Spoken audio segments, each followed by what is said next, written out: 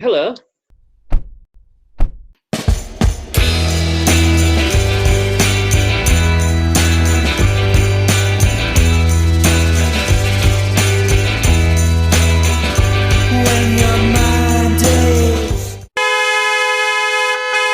So, Graham, let's start with an interruption, if we may.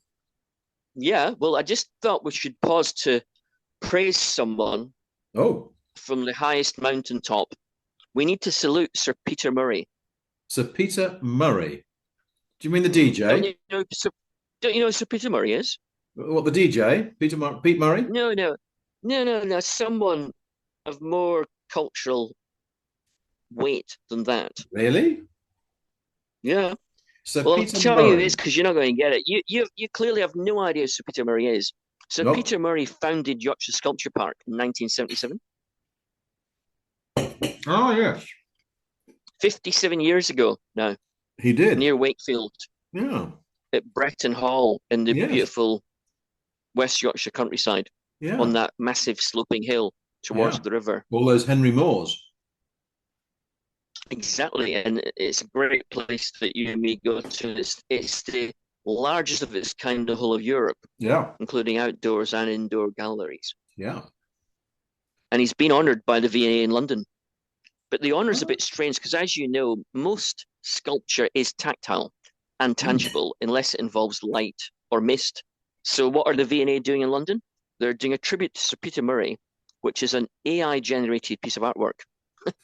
So, so I don't know. I mean, Yorkshire Sculpture Park's certainly forward looking. It's always got the latest Yeah. modern sculpture going on. It's not like old fashioned. But I'm not sure what Sir Peter Murray would think of it. As a Yorkshireman, I prefer things to be A1 generated, going off the A1 into glorious parts of Exactly. Yorkshire. So I'm Exactly. always happy Mm. with that. Well, congratulations to Sir Peter Murray. Thank you for that interruption. The first topic of tonight is Mr. Nick Cave and his bad seeds. And just to put a bit of context on this, he played in Leeds at the First Direct Arena, and the Yorkshire Post Review suggested it was not only the gig of this year, but could well have been the gig of any year that you care to mention. It was that good. Graham, however, is suggesting that Nick Cave is no god, not no good, Mm. but no god, unless you left an Yeah. O out there, Graham. As you assess the opening night of his British leg of the Wild God Tour, and which various people who were at Ellen Road on Saturday for the football were heading off to that concert, so they were, in good spirits anyway to go to it. So, Graham, Mm. why were the good spirits ruined then? What makes Nick Well, Cave not a god? I realise I may be in a minority of one on this, which doesn't really bother me, No, never but have. it was in some ways a truly remarkable performance. I Hmm. mean, the energy, the passion, the theatricality, the non-stop nature of him always being 100% Nick Cave, walking around the stage, pacing, embracing the fans, holding the fans' hands, going right into the crowd non-stop for two and a Yeah. half hours. I mean, as an actual performance, I would say in the entire world of sort of modern rock music, Hmm. the only ones alive who are as good as Nick Cave are Bruce Springsteen and Mick Jagger. I would Yeah. say Nick Cave is in the top three world-class live performers on That's the quite entire something, planet. Graham. Quite a And statement. he's 67. The guy's Yeah. 67. 67. So Yeah. it's phenomenal.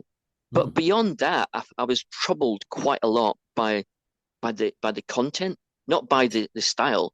The style was fantastic, and the band's obviously brilliant. But the content troubled me quite a lot. In what way would it trouble you, Graham? A set that lists that I think, from what I read, there were eight songs off the new album. Were they the bit that troubled you?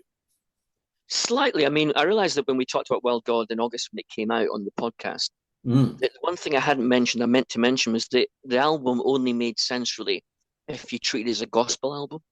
Yeah. And the live performance is completely like some dark, twisted gospel show.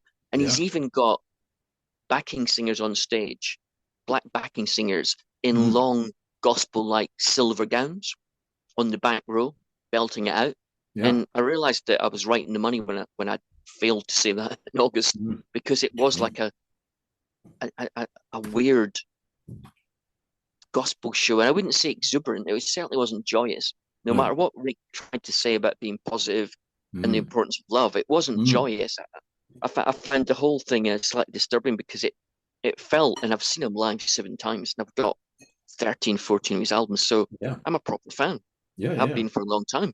Seen him in lots of different incarnations, the dodgy moustache, the Oh, Dirty yeah. Three, the Red Hand Files tour where he talked half the time to the fans about their mental health issues, then played them Mm. piano.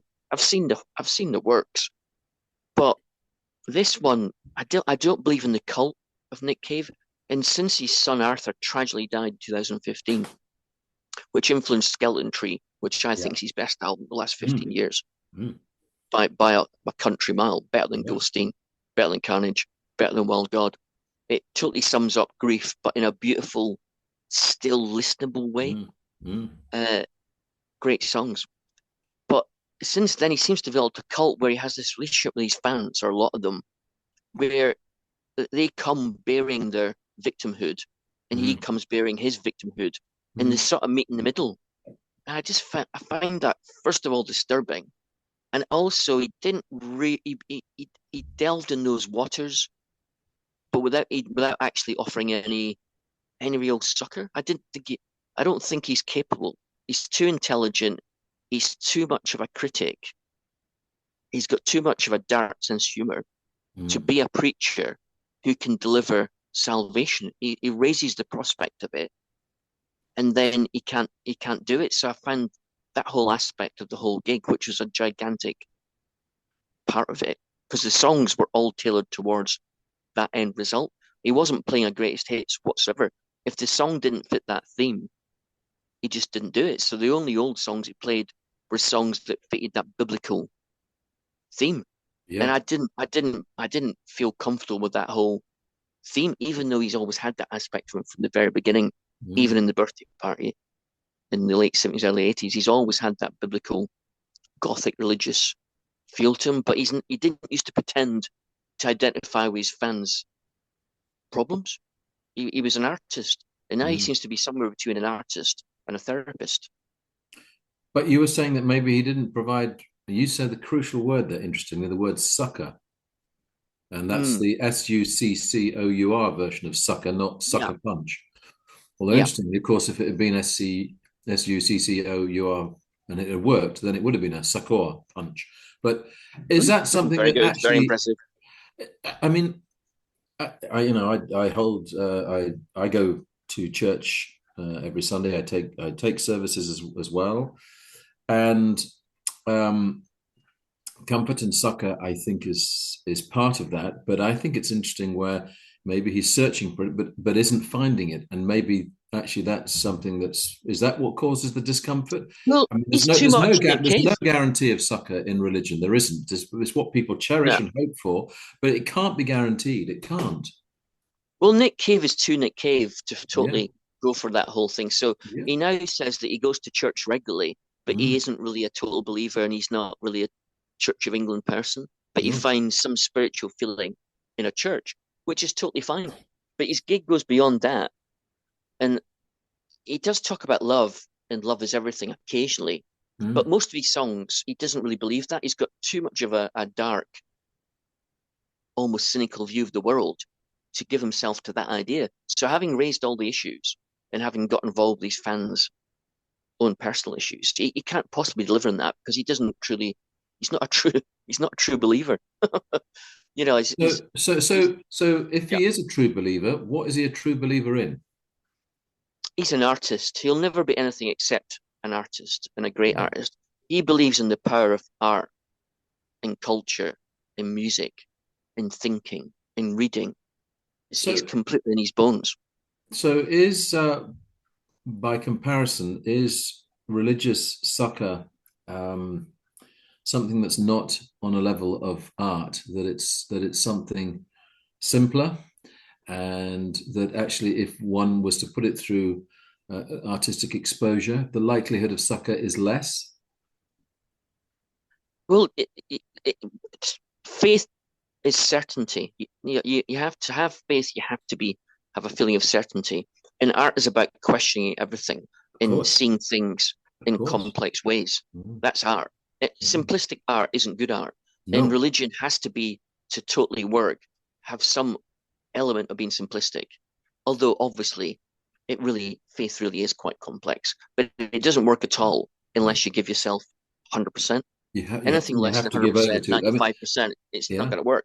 So no, an artist can never do that and be a good artist. no. It ends up as propaganda. And when Bob Dylan has his religious phase, Mm, at the beginning of it on the first album, Slow Train is Coming, mm, I mean, the lyrics were slightly whimsical, even though Dylan is great, because at mm. that point he seemed to truly believe 100% in the Bible. And as he went along, that faith declined a bit. But he's never given up. I mean, Dylan and Cave are quite similar in some ways. They've always Mm. both written and borrowed from the Bible and biblical Yeah, imagery. yeah. They've always had a religious feeling to them. Both of them could be preachers if they totally believe, but they Mm. don't totally believe, and they never will totally believe No, because they're no. great artists. Mm. But it was a great show. I mean, by any standards, if you turned off your intellectual faculties and Yeah. just enjoyed the emotion and the power, Mm.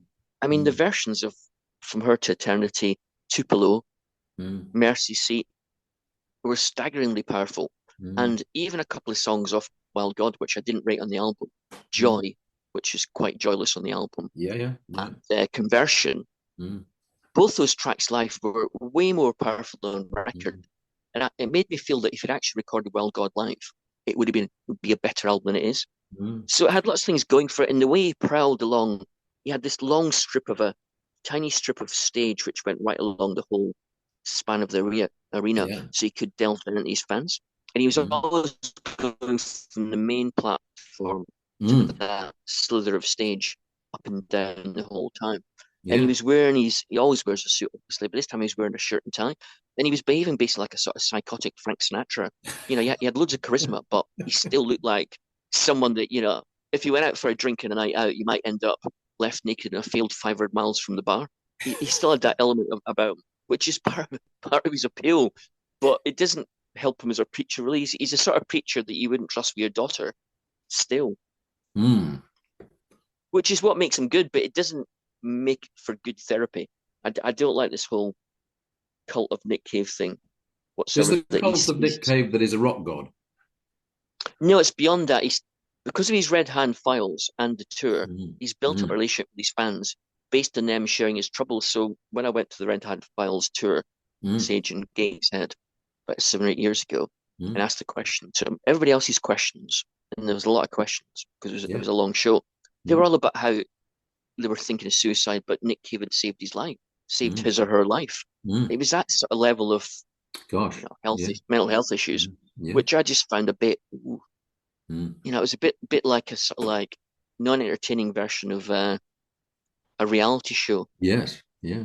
Yeah. But it's not, it's real life. These are real fans, real people. Mm. Nick Cave is Mm. real. You're really there. And Yeah.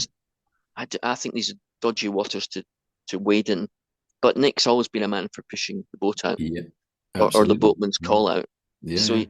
but in his defense, I always have to say, as well as being extremely powerful Mm. and being a great performance as a performer, Mm. it was perhaps the wildest I've seen Nick Cave, because he used to have a reputation for being really wild, especially in his drug taking days in the Yeah. 1980s. Yeah. Yeah. Yeah. And this was possibly the wildest version of Nick Cave, the one that was Mm.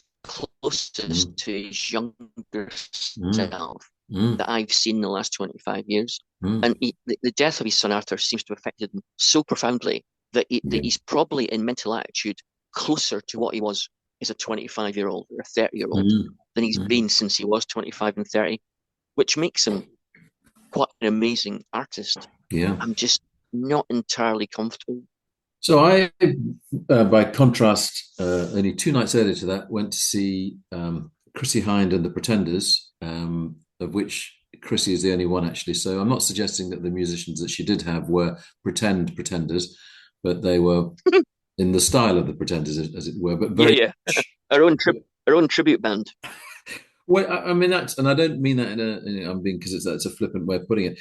I mean, what I was watching there from the moment she came on was that thing of presence and stage command, of Mm. which goes with Nick Cave's performances as well, of course. Now, interesting, the way that Chrissie Hynde was doing this was that within the second song, She stepped away from the microphone and stepped towards someone in the audience and waved the hand, and was, so what it was is she then sort of stopped and said, "Look, no photographs on your iPads. Put your iPad." She said iPads rather than, which I thought was odd. I'd never known anyone take an iPad to a show, but anyway.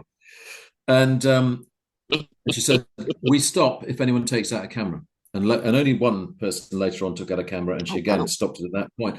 But that natural level of command, as early as that in the concert, she had that authority about her throughout, and that was just part of it.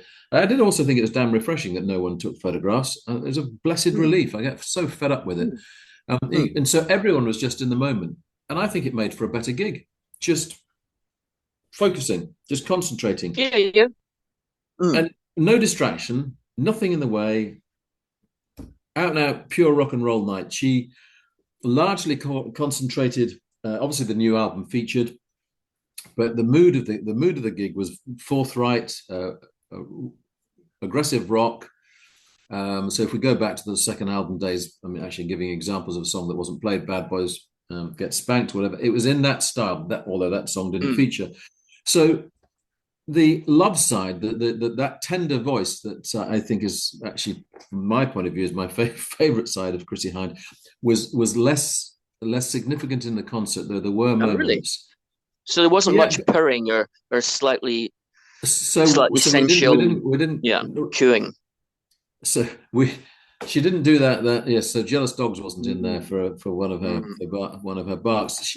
The song off the new album, I think About You Daily, which reflects back on obviously the Damaged days and the early days when, bless them both, Pete died so young and James Honeyman Scott died so young.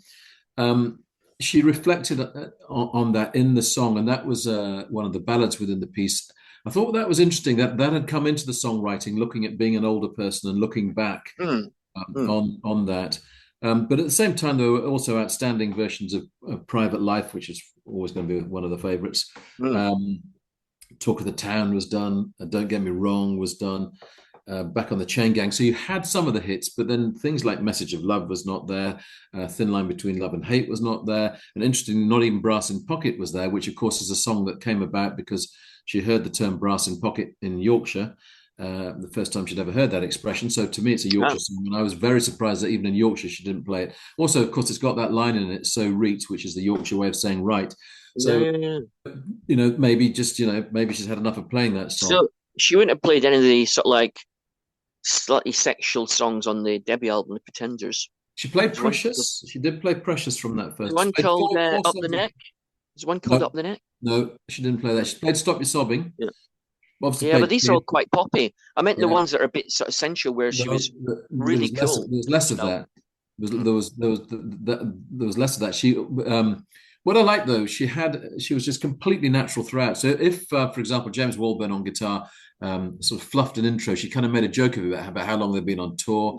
Then she sort of made the joke because he fluffed into it and said, "Don't you hate it when you get rushed," or whatever. So she even acknowledged that she was kind of pushing him on, because that was the thing. She was absolutely pushing the gig all the time. I'm not comparing it again with Nick Cave on the energy levels, but there was that. I think she very purposefully wanted it to be a rock gig, and I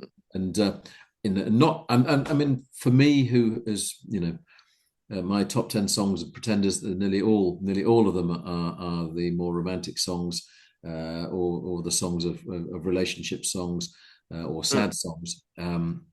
That wasn't the case, and even so, she told an absolutely filthy joke at one point when James Walburn was dealing with something technical. She is, well, I still think she's I see her as being, if I were to wanted to be a female rock front person, it would be Chrissie Hynde. She's cool. She has she has hair like Keith Richards' 1972 Rolling Stones. She looks the part still. She had thigh-high boots on. She talks in that wonderful, languid American way, and she looks great with a guitar. She looks just as great without a guitar. And of course, when she came to do the song that actually in recent years has become the sort of the iconic song, I'm going to forget its title now. It's not Oh dear. it's not going to come back to me now. Anyway, it's the more It'll recent come in a one. bit. Is it I Stand By You? I think it's I Okay. Stand By You.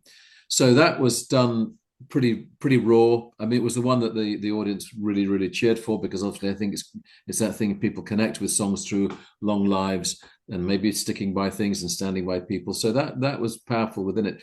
So it was a fully committed performance in every way. But you were watching a proper iconic rock performer. That is what she is. And Isn't it interesting though that all the generation of rock and rollers yeah, above the age of 60, yeah, they're all exceedingly good live now. yeah. And it's partly because they're trying to remain relevant and trying to keep on pulling the audience in. She was doing exactly that. But it's Exactly. also more than that. I think it's because they come from a time when rock music was taken really seriously. Yeah. It's like they're trying to live up to their own standards of their youth into the whole history of rock and roll. There was They don't want to let absolutely a it down. sense of that and that. But this was not watching someone just, coasting, anything but. Mm. She was really pushing it in this gig while being incredibly cool at the same time. But you were right. She was. They were talking about really exacting standards that were there, even if there were sort of fluffed moments and whatever. But that was only, there was something very natural about that. But the absolute integrity of performing, and I think she appreciated that. I think she again sort of commented on that thing of what performing means to her. And that's why she sort of thanked those early days, and also mentioned Martin Chambers, the drummer, who again doesn't play.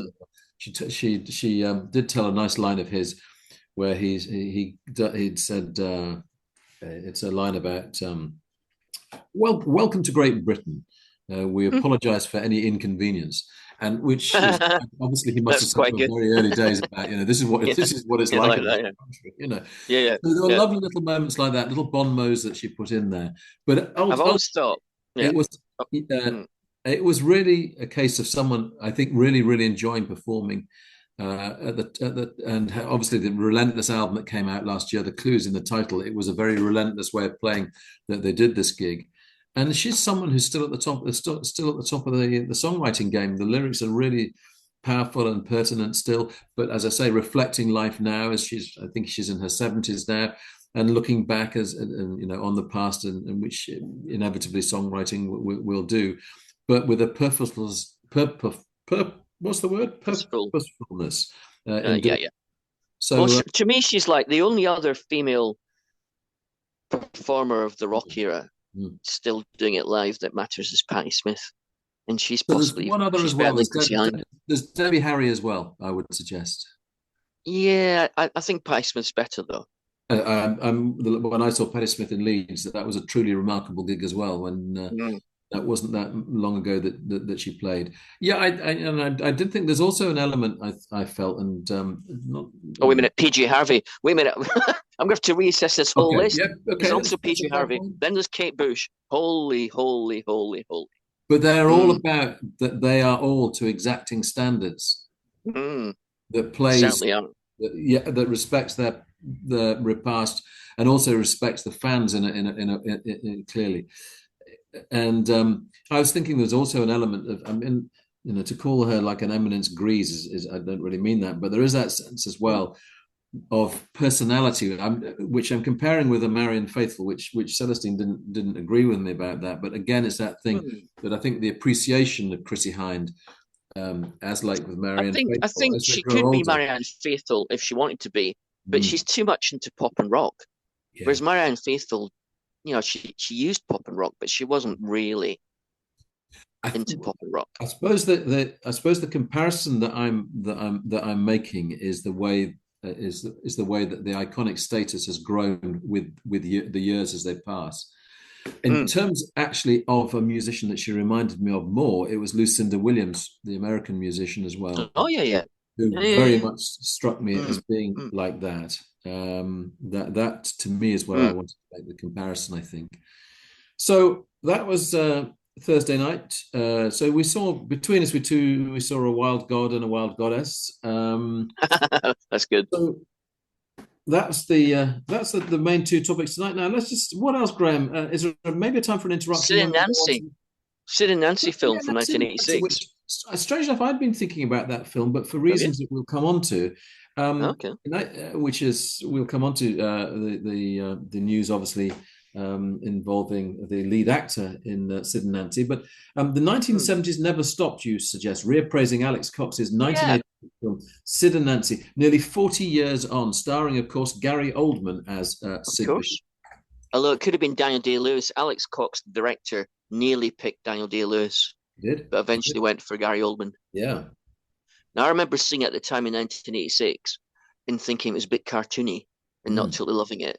And mm. I seem to remember that there was a couple of short films on before it by Derek Jarman of the Smiths doing The Queen is Dead, There's Yeah. Light Never Goes Out, and Panic. I think that Derek Yeah. Jarman had filmed. I'm sure that was shown at the Cameo Edinburgh where I saw Sid and Nancy, It before was Sid and definitely, Nancy. definitely, it was. Yeah. So it was an amazing experience. And Yeah. so I went back to, I've not seen it since 1986, thinking, like, what it'll Mm, be like. And mm, it's certainly a better film than I remembered it. mm. And you can tell it feels real despite the cartoon aspects, mainly in the locations and the energy. It's full of energy. They film in the original locations, and it's got a decent budget because it's not only filmed in London, but New York, San Yeah. Francisco, Mm, somewhere in the deep south of America, LA. So mm. it wasn't a cheap film to make. And Alex Cox, No. who did a hit with Repo Man, starring Emilio Estevez and Harry Dean Stanton, Mm. only 2 years earlier, they must have trusted him because they gave him that money, and he's gone out and done a big production number on the story of Sid and Nancy, which Yeah. was only 7 years old at that point or less. And because Mm. you got to remember that Sid sort of killed her Yeah. or with a knife in the Yeah. Chelsea Hotel Yeah. in New York, 1978, and a year later or less, he was also found dead of an overdose, 1979. So it was quite recent events. Although Mm. at the time, being younger, I thought it was quite a while ago, but now it feels like it was quite recent. And it's a great film in the sense of location, the sense of place, and the energy, and also making Sid and Nancy themselves into a romantic couple, but without Yes. Mm. sparing the audience any of the horribleness of the whole Mm. thing, because they really were also a horrible couple, Yeah. and their drug addiction was truly horrendous. And looking at the film now, it's got the most explicit drug use of any film I've ever seen Yeah. in the mainstream, apart Mm. from Pulp Fiction by Tarantino, which came along Yeah. 7 years later. And Yeah. you've got to think that Pulp Fiction and maybe even Trainspotting by Danny Boyle were both influenced by Sid and Nancy. If Yeah. you watch Trainspotting or Pulp Fiction now, you can see clear links to Sid and Nancy by Mm. Alex Cox. So I think it's a better film than I remembered it. Do you remember also, Graham, that on the soundtrack is well, one of my very favourite Shane McGowan moments. Mm. The original version Haunted. of the original version of Haunted with Cato Reardon and Mm. Sinead I know it's a great song. kind of later did a version with him, of course. It is a great song, and that's just another reason that to recall that film. Actually, the music within the film is magnificent as well. So There's another great reason. It's one of the first films by the great cinematographer Roger Deakins, who, of course, has won so many awards and Oscars yes, for working with the yeah, Coen brothers for mm, so many years. So it looks great because it's Roger Deakins involved. mm, Then on mm, top of that, you got the great soundtrack you've mentioned already. mm, And then on top of that, you've got the weird thing that although it's a fairly big budget film, mm, a lot of location scenes, which are fantastic, he didn't bother to ask for permission. Alex Cox just rolled up mm, and made the movie where it felt like it. mm, And that's why it's still the 1970s. Alex Cox's influence, although he went to Oxford University, was punk. mm, And a lot of the filmmakers of the 80s who were in the mainstream had been young in the 70s. yeah, So they were still influenced by the mm, freedom of the 60s and 70s. So you end up with films that were mainstream but still very interesting. mm. Whereas now you've got films that are mainstream that are just not quite so interesting. What about Gary Oldman's? So What about Gary Oldman's performance? I ask this because he's going to be returning to York, where he made his debut in 1979. So that's what 7 years earlier. He made his debut straight out of mm, Rose Bruford College and did a repertory season, including playing the cat in Dick Whittington, the oh, yeah. pantomime. It was only Berwick Kaler's third pantomime as the dame at the Theatre Royal, and he's held York Theatre Royal in fond regard. Came back earlier this year, met up with Paul Crews, the chief executive, and lo and behold, he's going to be coming to York next year Hmm. at the Theatre What, Royal. Gary Oldman? to do Krapp's Last Wow. Tape, the Samuel Beckett piece, which I think is going to be directed. Oldman is such a brilliant actor. Well, I mean, and he's there for a full month, and Wow. I think it's the only place. I think it's going to be the only place he's going to be doing it. I haven't heard that it's Mm, going to be on to London. We'll wait and see on that. But so anyway, it'll open with previews, and the press don't get in mm. the first week, and then you've got a few shows the press can go to, and we're not All allowed to right. write reviews until after basically a full week has passed. So it's like a London preview season before Yeah. the press go in. I want to And, see that for and it's sure. a month long run in York. So this is something I think is really special. This is happening.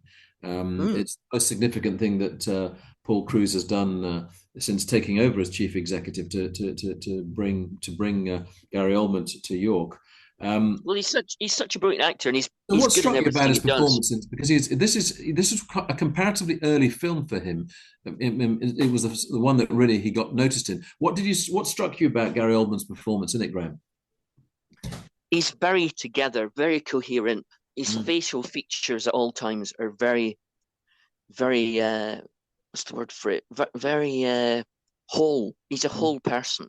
He's mm, not. He's not really a cartoon.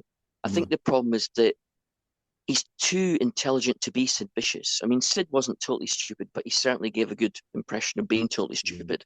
mm, So what Gary can't do in the performance is remove his innate intelligence, mm. and so it's a very it makes Sid. It's a very intelligent reading of Sid Vicious's character, which makes for a better film, I think, but maybe isn't totally accurate. I mean, Sid Vicious was always seen as a cartoon character, and I mean a grim cartoon, but I that was think he always played up even, to it. of I, course. I think that the tragedy is he played up to his own myth or Yeah, legend, which is yeah, he's not the first person to no, succumb to that no. trait, but I think he did, Mm. which partly, it leads to his own downfall. Even that name Sid Vicious would do that.